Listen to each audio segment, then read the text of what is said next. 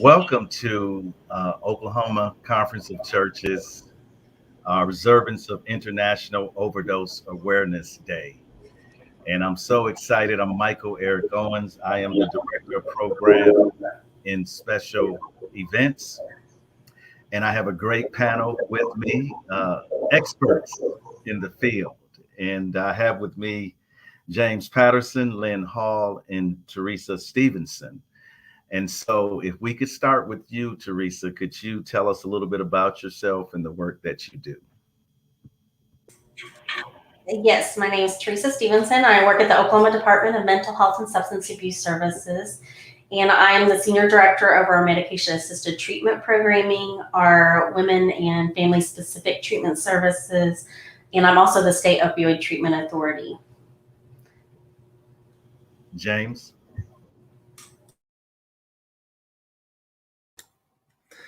Hi, Michael. Thank you. And thank you for allowing me to be here. My name is James Patterson. I am here kind of maybe in two ways or two roles. I'm the Executive Director with Specialized Outpatient Services. We're a treatment program provider here in the Oklahoma City metro area. And then I'm also a person in long-term recovery.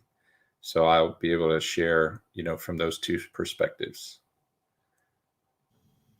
Outstanding. Lynn? Hi, my name is Lynn Hall, and I'm the Program Director with Your Key to Change for Substance Abuse and Case Managers, and I'm just happy to be here. Hope my internet is a little better. Well, we can hear you, which is great. And we're going to dive right in because this is a day of awareness, and I think with this continuing to be an epidemic around the world. First of all, let's talk about why is a day like this, a day of awareness, so important. And we'll start with you, Teresa. I mean, unfortunately, I wish every day was a day of awareness, but it is a point to really identify a real emphasis on wanting to support individuals in a path of recovery and noting the epidemic that has occurred with our overdose deaths in not only Oklahoma, but nationwide. And it's not just, opioid use disorder anymore. It's across the board with other, drugs that have been laced with fentanyl. And so having that specific day where people come together to really understand and recognize the severity of the issue and come together to determine how we can work better together to not only address stigma, but to also increase awareness for the need to continue to support treatment services and recovery and aftercare supports. What about you, Lynn? I'm with Teresa. If every day could be an educational day for people to understand substance abuse. I just saw a guy the other day that told me that his son overdosed on opiates, and he's okay. But like he said, if there was things out there for him to know to go to before thinking about using and that could cause an overdose, it would be a wonderful thing. But it's not as many things out there. So I think this is very special to at least give awareness of the programs that are available, for people who are in need and who are going through their journey of recovery. So, yeah. Absolutely. And James, if you could address that, but also go into kind of our next question here is you talk about your recovery and your personal experience with that. So why is it important? And then talk about, your experience. Okay, thanks, Michael. Yeah, I really agree with Lynn and Teresa. I think awareness days, no matter what the topic is, always is, or it creates an opportunity for the general public to that subject can capture their attention. What Lynn and Teresa and I all three know is this stuff happens every day, all day long, every night, every morning. But generally people don't hear about it. There's so much that's in our headlines these days with all the events that are going on locally and around the world that unfortunately I think days like today and the topic that we're here for sometimes falls down to the bottom of the ladder and we don't get to talk about it the way we need to. Secondly, Michael, my personal experience as a person in long-term recovery. So what I'd like to share is that I am 53 now, so I'm sharing that to say that I got sober when I was 19, and I've stayed in continuous recovery since that time. So I'm moving, in February I'll be moving into, if I can do the math right, my 36th year, I think, of being in recovery. My story is pretty similar. I won't go into depth into it as many others, but I was pretty young. I was involved with a lot of different substances and got to a particular place to where I was not welcome pretty much anywhere that I went, and I was living in my car. So I sought help. And again, it's a longer story, so I'll share more if I'm asked, but this recovery and addiction and overdose, as being aware of it on a day like today, these are absolutely preventable. They're treatable. And that's the message that I think all of us probably want everybody to be able to hear that's listening today, is that absolutely, even though it's hard, this can be done. And there's a lot of success stories, and I'm just one of them. Well, I applaud you and congratulate you on your recovery, and also being such a great example in, taking this as your life's work. I think that is really impactful. Lynn, what about you? In your family, have you experienced this personally? Friends, colleagues? Of course, my son's father, who is now in recovery, went through a struggle with addiction. My son's father's side of the family has some addictive issues. So yes, very close to the family. We had to talk about treatment and all of those things. And, thankfully, treatment at that time was available to get the help that he needed. I think, with being aware for this day, you celebrate also the people who accomplished that, who was able to get through that journey of recovery. So it's just not only educating, it's also celebrating, like James said, he's been 30 plus years clean, and that's a celebration to let people know that it's able. But yes, I have in my family and with friends. Teresa? So, definitely through my professional life, obviously with working with adolescents and adults with substance use. And I've had individuals that have been very close to me in the last few years that also have struggled. And the co-occurring issues that go along with that is really detrimental. And then, I never knew as a child that my grandfather did have a substance use issue. He had was addicted to alcohol, and he left my dad and their family at 12. And so it made so much more sense to me, my father's behavior as a father to me. Not that it was awful or anything, but it was like he never had a real father example as a child. So I never really fully understood that until as an adult, when I found out that his father had left when he was 12 years old, and he had this substance use issue that I never even knew about. And that's not necessarily why I got in the field. And so it was just kind of interesting kind of how that journey took me to help me understand that it doesn't just impact that individual that has the substance use issue. And it can do things generationally that you would never understand. And so us being able to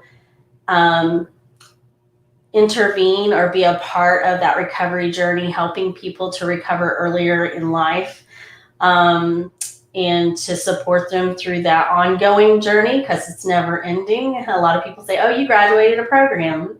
That's not how it works, you know. We don't graduate cancer treatment. And so, you know, it's hard to watch sometimes. It's hard to not want to really enable a person to, hopefully you're going to help fix them, that kind of mentality. And so that experience can be really tough on the family. And if the family themselves or the friends or whoever that person's in contact with aren't also getting themselves the support and help that they need, it can impact them as well. And so just taking those kinds of things into consideration has really helped me in my journey, a better understanding and helping others and supporting others. Great, great. Now, James, let's talk about some, you know, from your expertise and your work, what are some of the trends when it comes to substance abuse? Are we seeing more treatment being offered, less? Is there, are we on the downside of substance abuse, or are we just seeing a steady increase in things of that nature? Well, Michael, the great thing is that there's probably, across the financial spectrum, there's probably more treatment available now than there has been in the recent history. And that includes individuals who are fall below the poverty level, individuals who maybe receive or participate in Medicaid, as well as private insurance. There's just more opportunity today than I can remember probably ever, you know, for a person to seek help. The hard thing is that this is one illness that the individual who has it doesn't think they have it. And they'll go to great lengths, sometimes even to the point of death, in order to support that idea. And that makes this really, really, really hard to treat, you know, because of that reason. It's actually, once the person gets to the place where they can admit that they have it and they are educated about it and what it is that they need to do to treat it, it's actually very treatable. It's probably one of the most treatable conditions that we know, but that initial resistance and denial is just crazy. Trend wise, though, what I'll tell you, you know, might be surprising to some people, but we're seeing, especially in the state of Oklahoma, as laws have changed, probably a huge spike in marijuana use.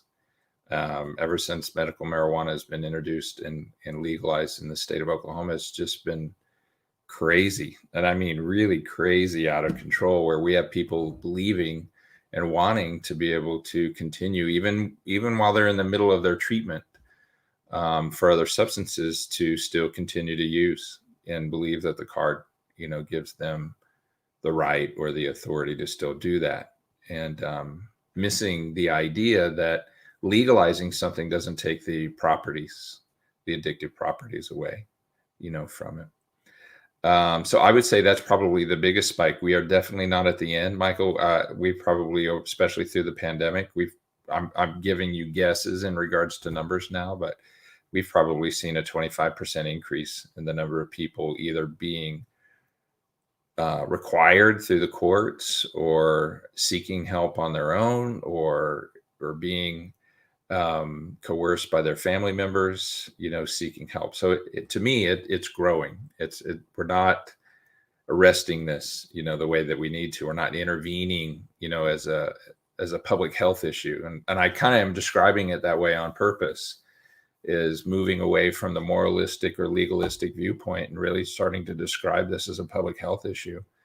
is something I think that Lynn and Teresa, we all know each other. So we are in lots of different circles where we're speaking about this in this perspective and have been doing so for the last 5 to 10 years, if not longer.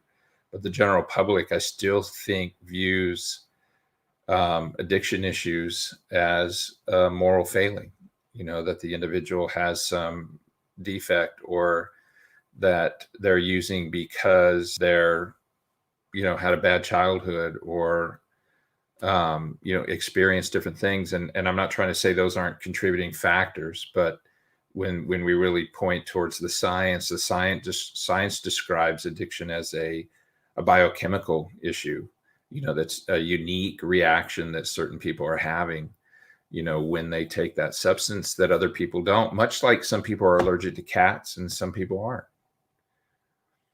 So I'll stop there and I'll let Teresa and Lynn add to that.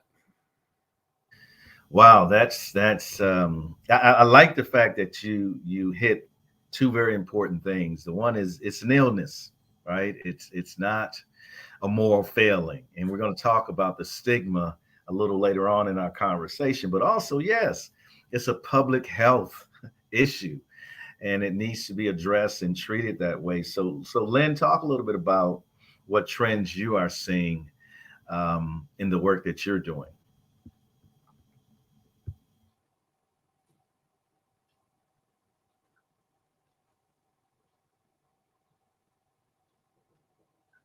Yeah, your mic is muted, Lynn. I'm sorry, I thought I clicked it. I have to agree with James on the medical marijuana law. Since that has passed, I have seen so many younger, between maybe 18 and up, that has been going through the court system because they don't understand the laws of the medical marijuana. So they're coming through the court system more so with that, because of that, the changes of laws. And I think a lot of individuals really don't take time out to read or educate themselves for that. So they just go do something thinking that it's legalized, and it's really not legalized in that manner. So I've seen a lot of individuals, and I can say the age range that I've seen is between 18 and maybe 29, and in different professional levels that have had employers send them for treatment because they were positive for marijuana at the time that they knew that they wasn't supposed to use. But since it's became this law, they think that it's an overall legalized recreational thing, and it's not. And then they've been getting UA drug tested on these jobs for it, and they don't understand why they have to come to treatment, because they're not really educated on the information legalized marijuana. So I have to agree with James. It's the marijuana for me that I've seen as a trend lately. Teresa? Sure. So at the state level, in our state contracted agencies and our Medicaid contracted agencies, really have seen the methamphetamine and stimulant use really skyrocket. It's over alcohol and marijuana, as far as saying that's their choice of drug. Not that they're not using these other things, they're just saying, yeah, that's our choice of drug.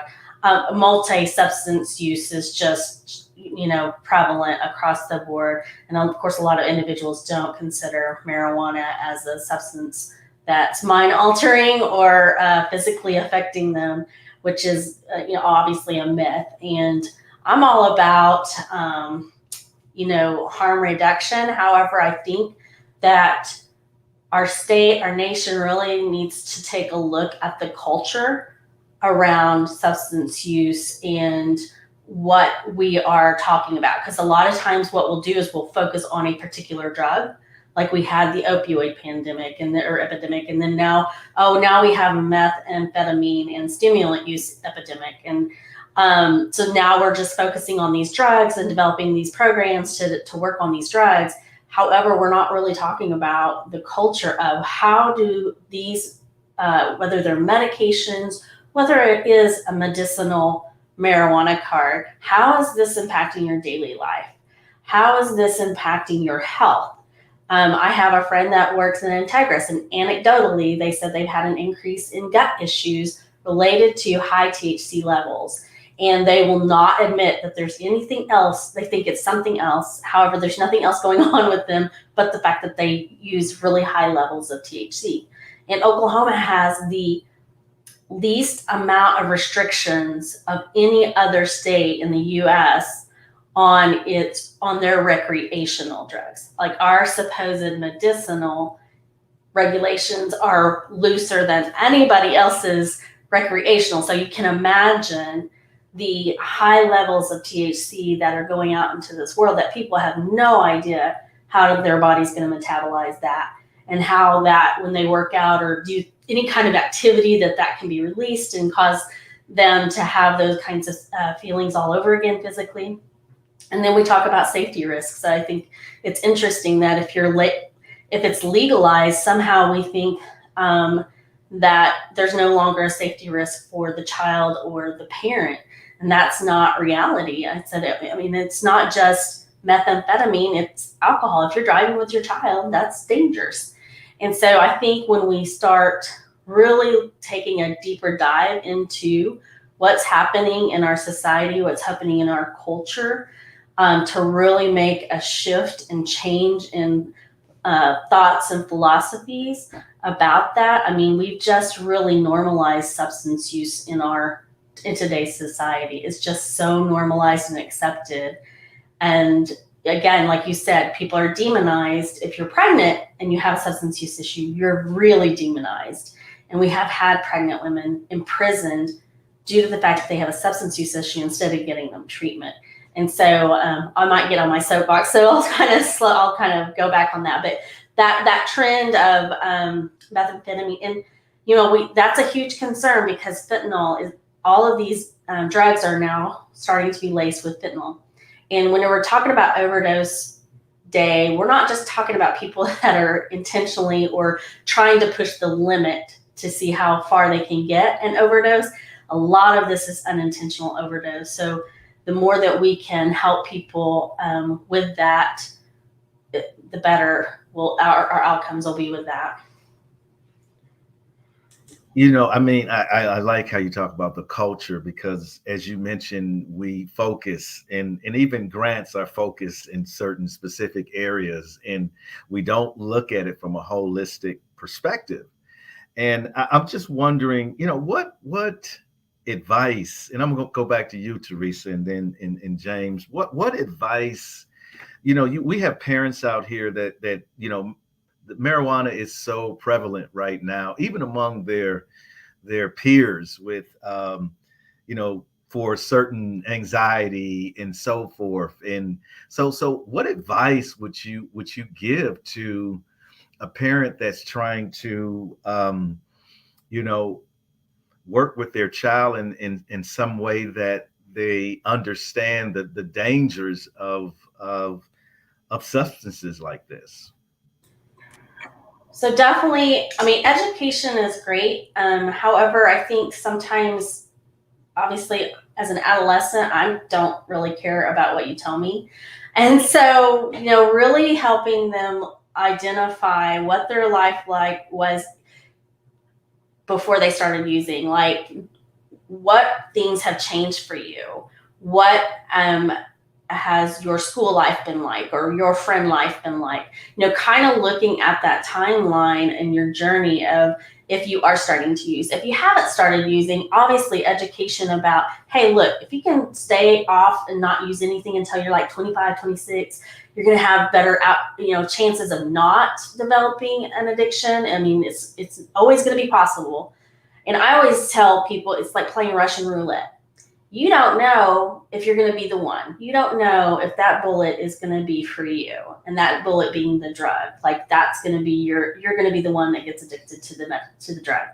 And so looking at it at that perspective, and for the medicinal marijuana, parents have to sign off on that. And so really understanding what the health risks are when you're using that. It's not just about, it actually can increase anxiety. So I think that there's a lot of misinformation out there, that people say, oh, we've done studies.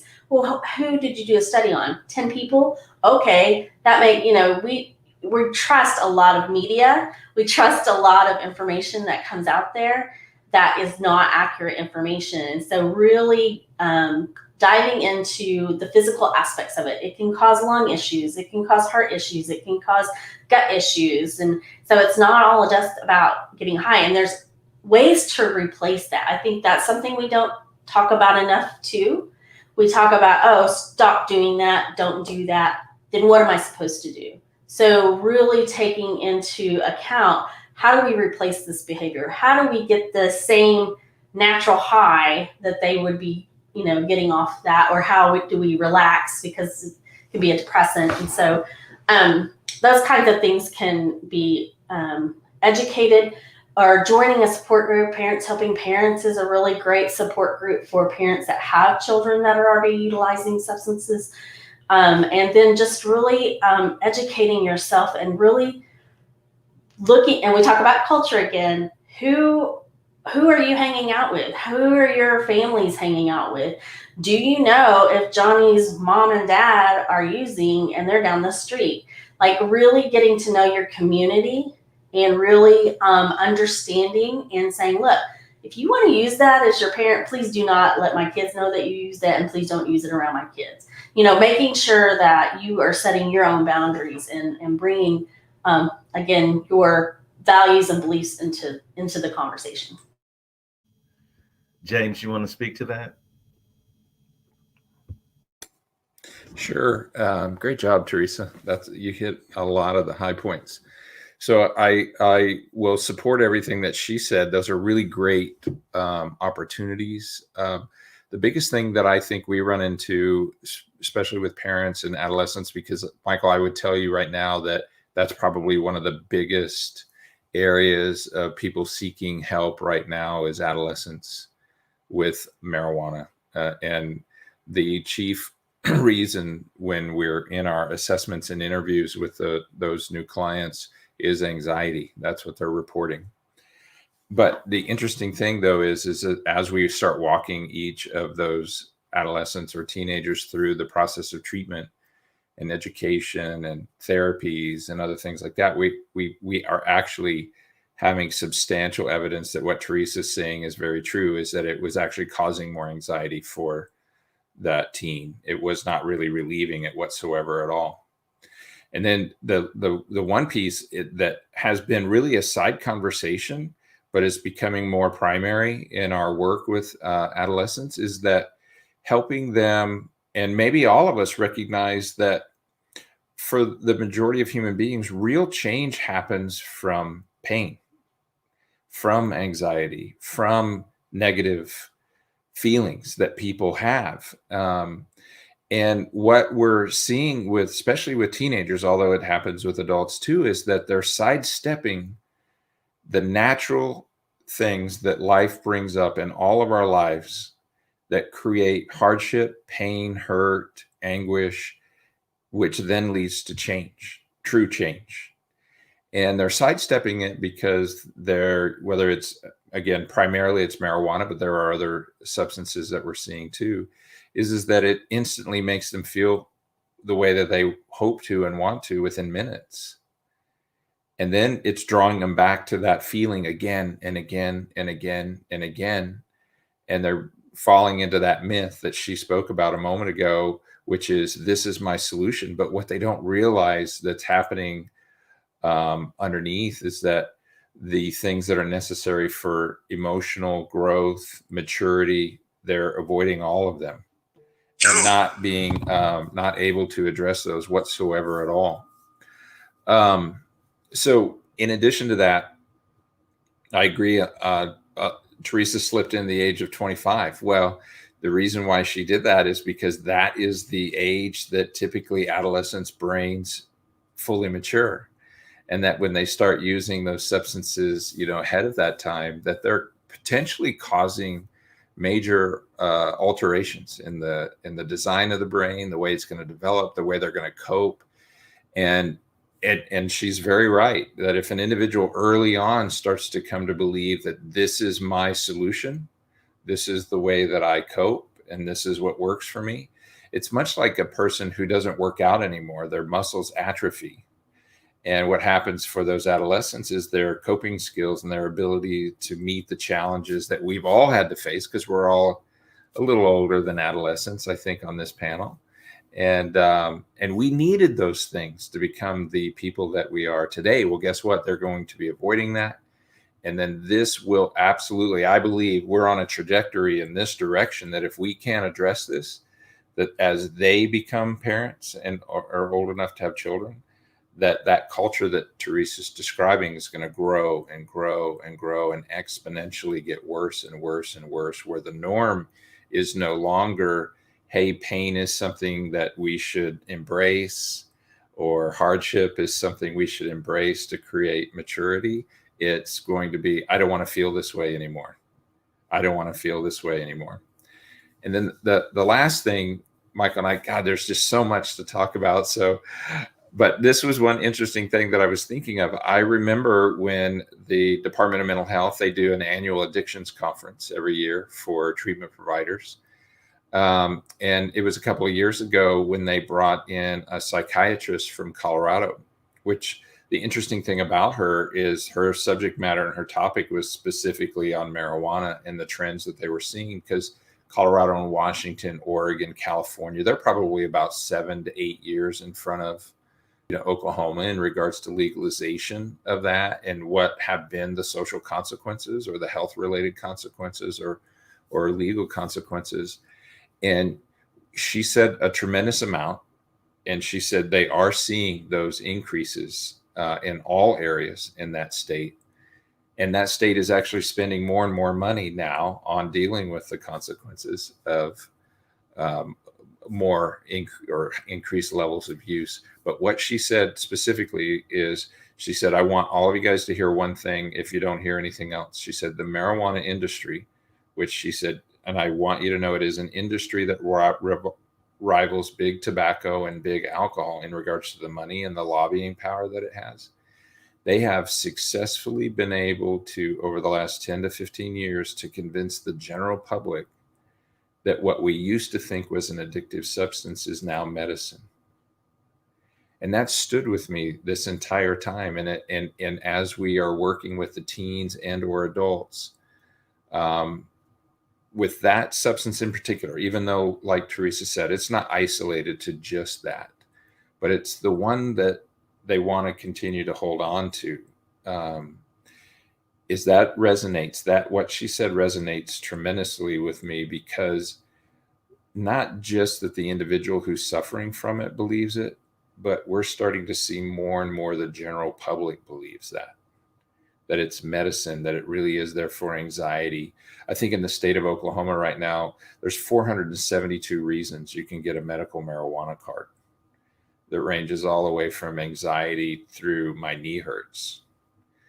And the hard part is, for certain people in our population, it's probably very benign and it doesn't hurt. It doesn't create the consequences. There's no gut issues or, other types of things like that. And in general, they use it responsibly. But for our population that already has a substance use disorder, you mix an addictive substance that they believe is okay and is medicine, it creates a tragedy, in my opinion, something that they feel justified in. And we are debating and fighting this as a new challenge, basically, to treatment, is trying to convince the individual that it's not the drug that's the problem. It's the way your body reacts, much like I talked about with cats. It's not the cat that's the problem if you're allergic to them, because let's just say 10 people can get around that cat and 5 are allergic and 5 aren't. That's the dilemma. When we really talk about substance use disorders, we're really talking about the allergy. We're talking about that physical or biochemical change that's unique with certain individuals. And then you put an addictive substance that's quote unquote medicine into the batch. And that just makes things even harder. Wow, you said a mouthful. Very, very important, Teresa, as well. And Lynn, you want to weigh in on this? I just agree with both of them. I mean, it is so much, and it is, to try to get this out to everybody. I was just thinking on what Teresa said with the age group. I was wondering, it would be great to have educational classes in the public schools or in high schools where some of the age groups start experimenting. Um, it's just so much out there, and like James said, you just have to be aware of there's other ways of coping with feelings. They are natural. There is something that every will experience, but you just learn how to cope with those things without any drugs. And they just said so much. Appreciate it. I want to go back to something that James brought up. This moral failure. I want to spend a little time talking about that because I think that people look at it that way, but I think there's also people that have a substance abuse that feel that way. Like, it's because of me. It's because of my inability to overcome this. Something, maybe it's low self-esteem, maybe it's all of these societal issues. How do we begin? And let's look at this at two fronts. How as the general public, number one, and then the individual themselves. Teresa, you want to talk a little bit about that? Sure. I think for the public facing piece of that is really understanding that people, they may have made the choice to use the substance in the beginning. They didn't make the choice to become addicted to at any level to a substance and have it destroy their life. Or a lot of women that are pregnant didn't start using after they got pregnant, and they get really demonized for like, how could you do this to your baby? How could you do this? And Oklahoma has the highest removal rates. I should say, I'm sorry, placed out of home rates from 0 to 3. And it's all a large percentage of that is due to or related to substance use of this mother.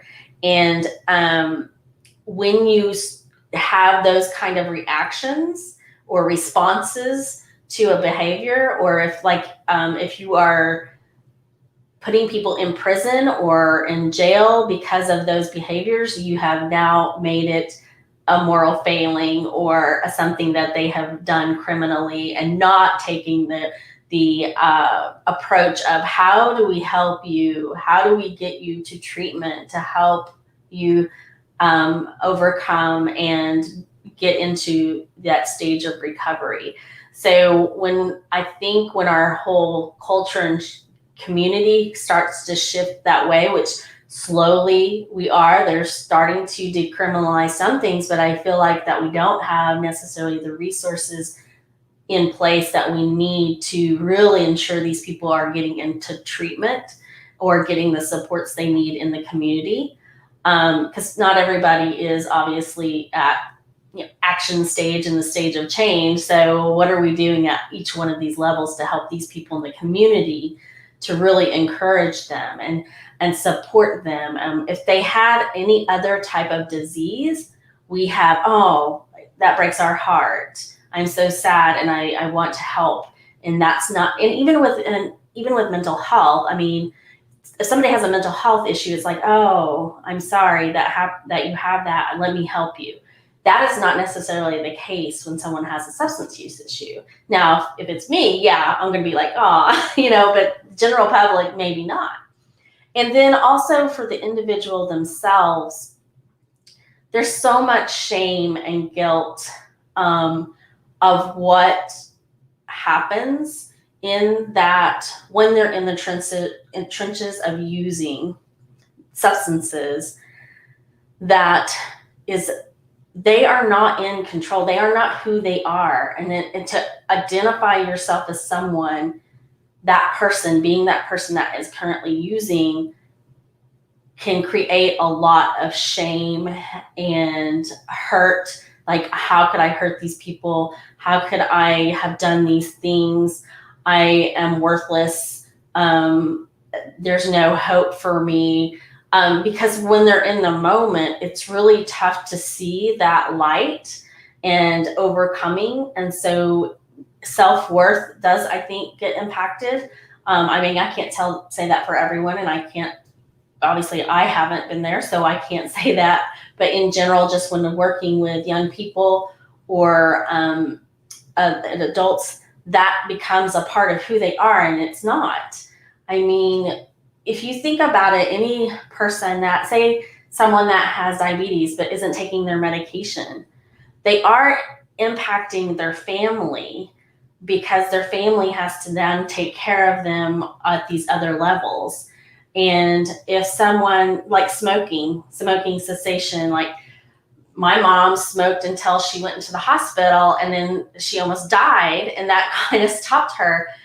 But she felt embarrassed that she could not stop on her own. Like, she hid it because she felt like that she has embarrassed the family by doing those things because of the way society looked at it, instead of looking at, well, how can we help you overcome this? So I don't know, I kind of went all over the place with that, but I definitely think that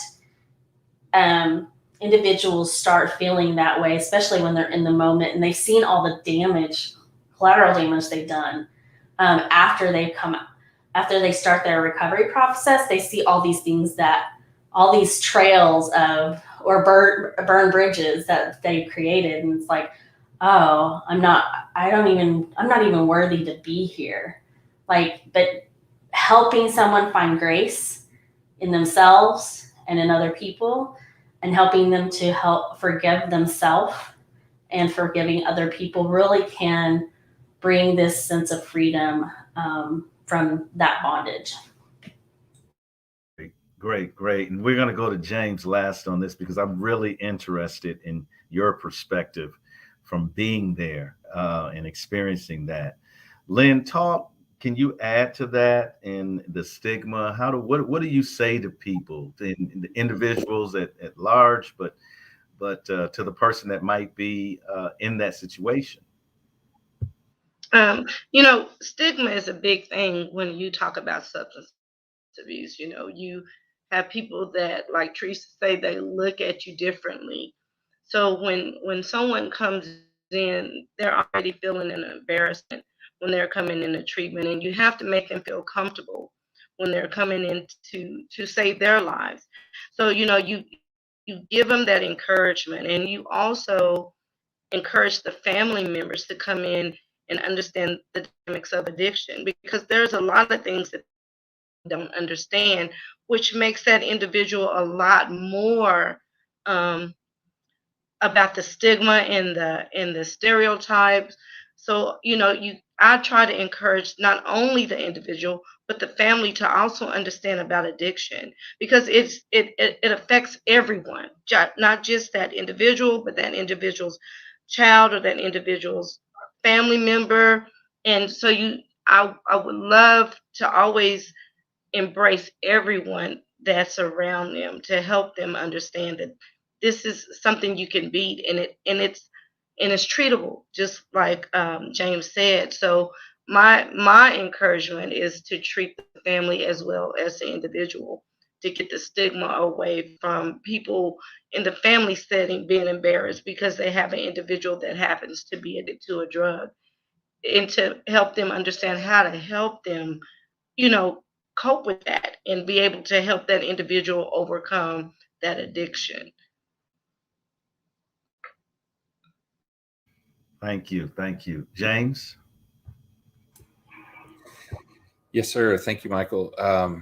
Great stuff, Teresa and Lynn. I was thinking this in kind of two perspectives, Michael. I was thinking on the front end and the back end, and let me tell you what I mean by that. The front end is that the majority of people seek help today because of misfortune, hardship, and pain and consequences.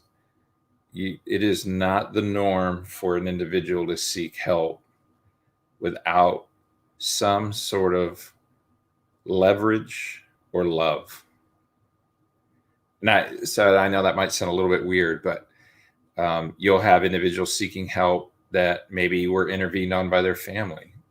And that was an act of love and also an act of leverage, that they may use. You might have somebody, which is probably the most common ways that people seek help, which is through the criminal justice system or through the court system of some kind, family court or criminal court or something.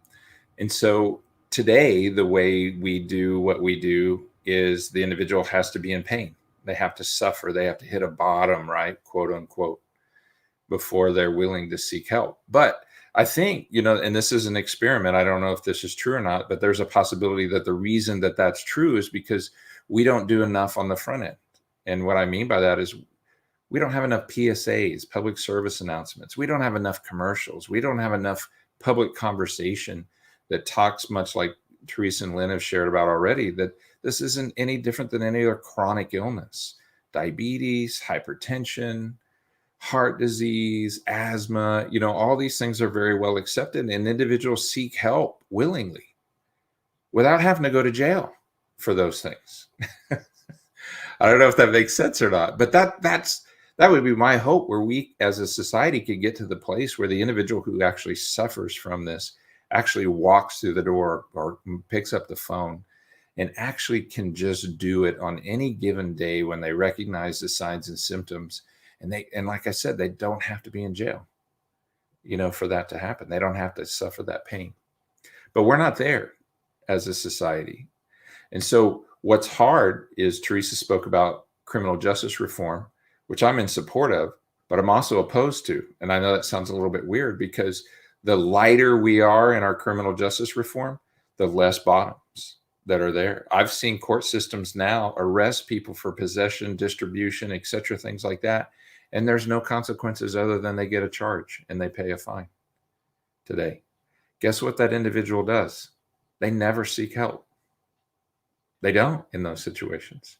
They're not on probation. They're not supervised. They're not pushed. They're not the leverage that normally, would be used to even get them to even ask or to seek or pick up the phone is being removed. So there's, I don't know that well, let me say it like this. You have to be careful about that, I think, because we don't have the front end taken care of. We don't have enough organizations and I'm not saying anything bad about Teresa's department or state agencies or whoever it takes to drive that public change, that public sentiment that really starts moving again into a public health, issue.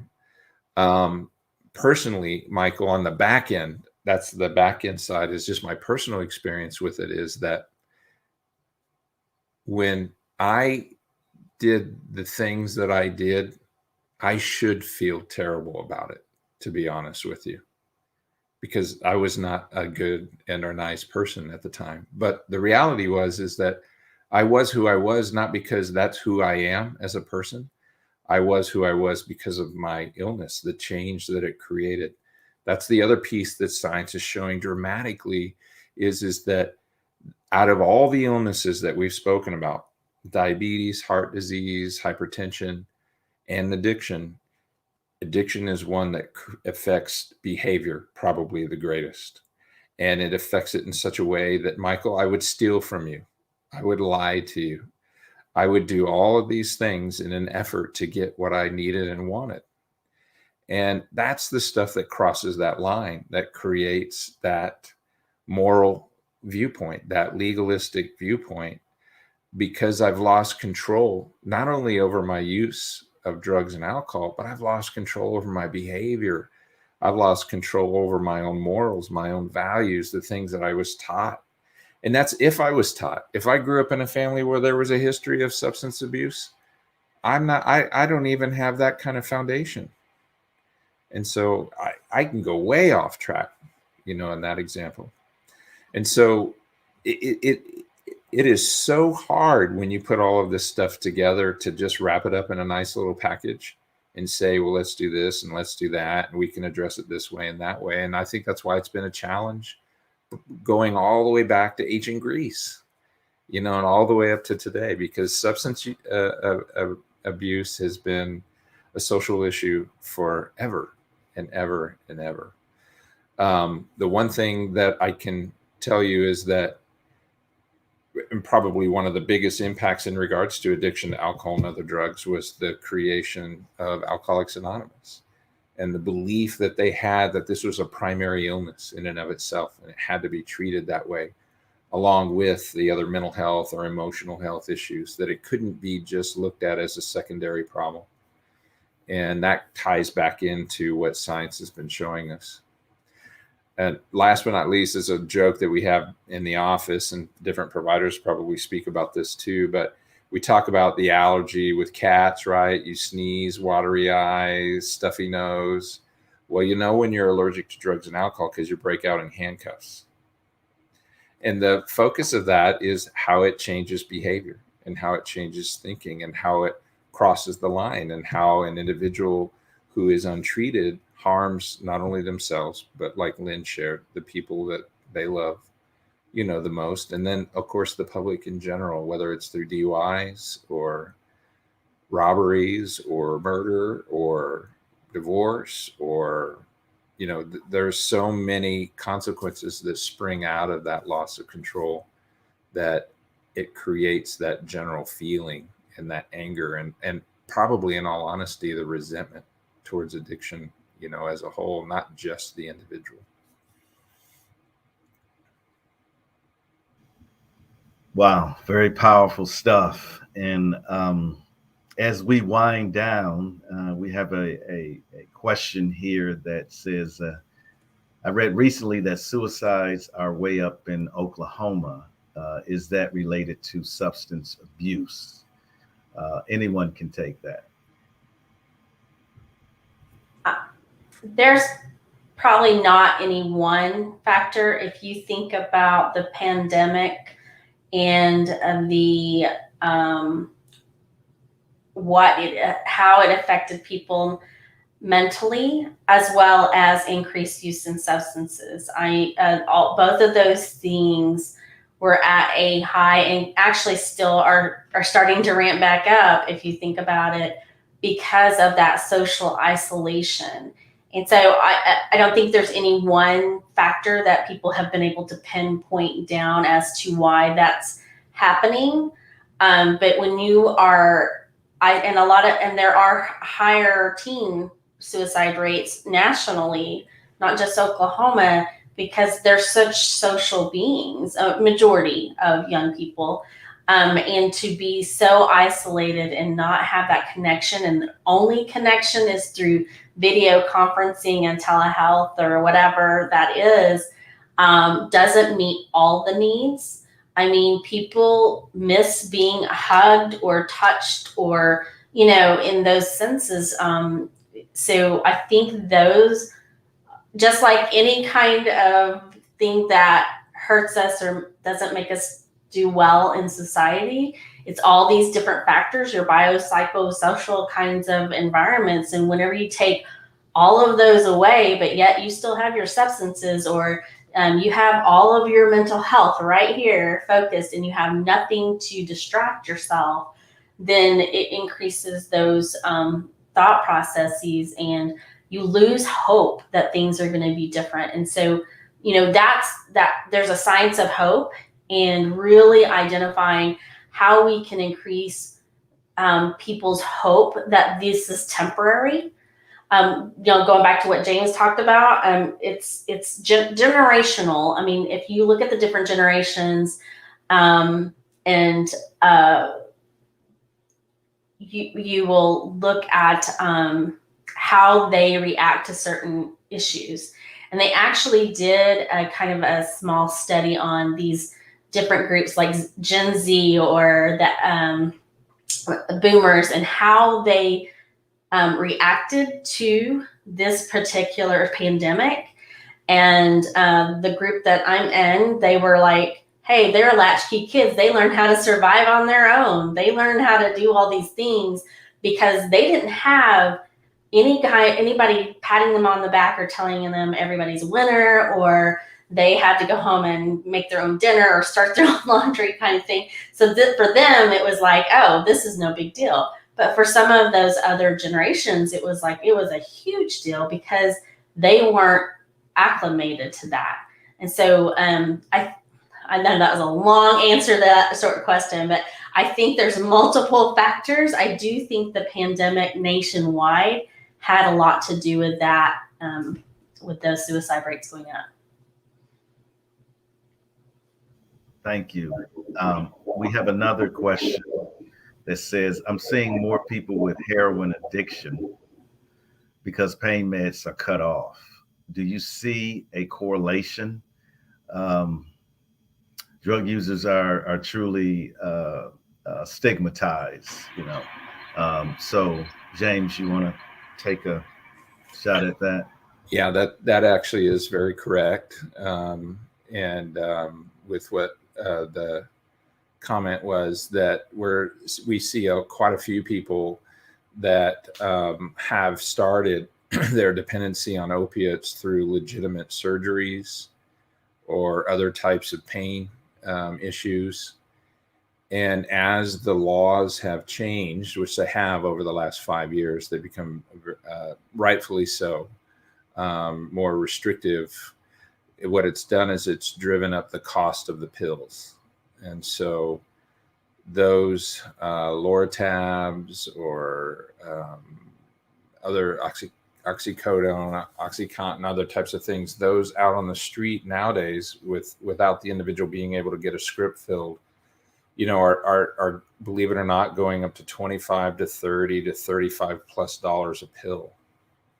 And heroin is actually cheaper. And so you're watching individuals that are moving in that direction because of necessity. Withdrawal is pretty painful, in regards to opiate addiction. And so even individuals that normally would never have ever tried heroin or done it because of the changes that are happening and because of the rising costs, they're moving in that direction because they don't feel like they have any other options, and they aren't at a point where they're ready or willing to seek treatment yet. There's a lot of work to be done, is what I'm gathering from our conversation. And I'm so thankful that you three are working in this area, so like so many others. In closing, I would like for you to speak to the individual that is listening or will have an opportunity to hear this, that has a substance abuse. What advice would you give them? And after that, if you could give your contact information for someone that wanted to reach out to you. But let's start with Lynn. What advice would you give someone? Sometimes I when I was thinking about this question, I remember being a young boy in church and the preacher would preach, and I thought to myself, he doesn't know me, but it seems like he does, So, Lynn, could you talk about that and then give out your contact information?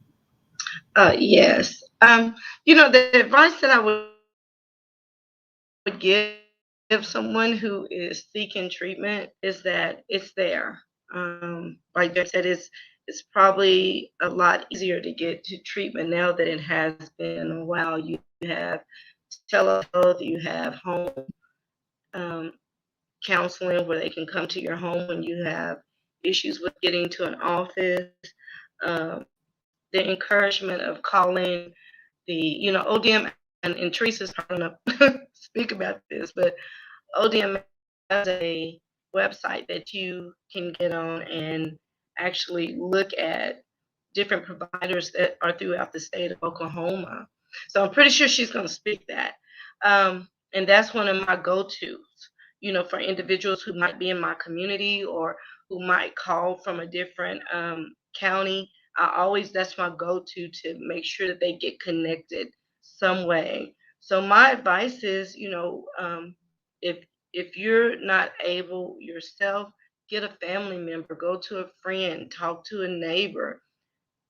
Someone in your community is linked and ready to help you. If not, use that 411 number to get connected to someone to help you. But that would be my spiel for them to get help. You know, it's hard when you really don't know which direction to go, but it's out there and people are willing to give you that information. And how can people connect with you? Oh, I'm sorry. I am with Your Key to Change Counseling in Oklahoma City. We are 300 Founders Boulevard, 3000 Founders Boulevard. I think I'm saying that right. Suite 108 in Oklahoma City, Oklahoma. My contact number, I do my cell phone 405-343-0348, and that's my work cell phone number. And I am willing to, even if I can't help you, I will try to connect you to someone in your community or the nearest treatment facility that better Great. fits your need. Yeah. Thank you, Lynn. Teresa? Yeah, so thanks, Lynn, for that plug. So it's okayimready.org. And even on that website, so if you're not really ready for treatment, that's okay. There's a lot of information. There's a lot of supports in there. There's information about Narcan, where to get kits to really help prevent overdose. So we can go in that direction too. Also on that, there's an open public-facing chest health app. It's called Connections. And that can help individuals just receive supports from other peers like them in Oklahoma or in other areas. And it's a really cool application that anyone can sign up for free, and they can get the support they need there. And then we also have our Oklahoma Network of Care. And I put all of these, I did not put that one. Okay, I'm ready. But I did put the Oklahoma Network of Care in there. And that also, when you talk about all the different services, so mental health or other resources, you can go there to request that. I put my information in the chat. My work cell is 405-830-7956. And then my email is tstephenson@odmhsas.org. And I do my best to reply as quickly as possible. And I do know almost everybody in our agency, so I can get you connected if I'm not the right person. Thank you, Teresa. James?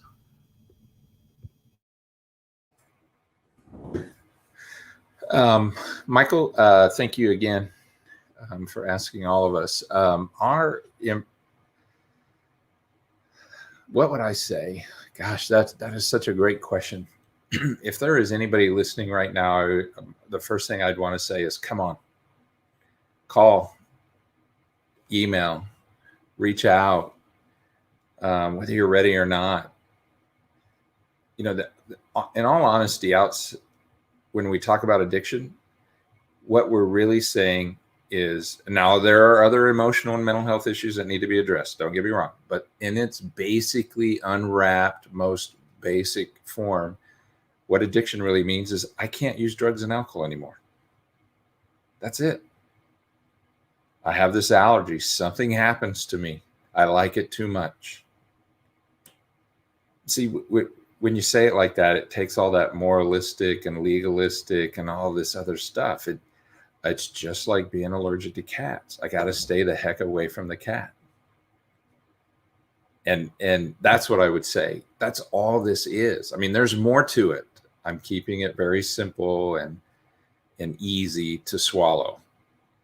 But and if a person listening has come to that place where they've come to understand that not every time that they use, bad things happen, but every time bad things happen, they're using, drugs and alcohol. It's time. You can stop anytime you want. You can get off the merry-go-round or the gerbil wheel or whatever you want to call it whenever you're ready. And that's all you're initially admitting to. is that I can't control this. And so, like Lynn and Teresa said, our job is to try to be where people are, in that moment. How do they walk in? And for us to meet them, like Lynn had shared, and have open arms, and not, you're what, you want what, and you're this and you're that, and you got to have this and you got to have that, and all these conditions and roadblocks and challenges to treatment, when it just needs to be, hey, if you're ready, here we are. And there's a lot of places like us. And Michael, there's over 400 support groups just in the Oklahoma City metro area every week, whether it's AA or NA or Celebrate Recovery or Refuge Recovery. There's just so many of them that are there and available. And everyone has no clue that they're happening. Contact wise, you can reach me, our SOS at our website, which I think was posted earlier. And then our telephone number is area code 405-810-1766. And then they just need to press a 0 for the operator, and they'll be able to get in contact with our admissions department, and we can help them. Thank you so much. I mean, you guys have been outstanding. So much information has been put out, and I know so many people are going to benefit from this conversation. If you want to know more about Oklahoma Conference of Churches, I encourage you to go to okchurches.org, and we have a list of events and programs. But thank you for making this day of awareness truly a day of inspiration for people. And sometimes people need to recognize the seriousness of addiction and what we're dealing with. So thank you again, and good night.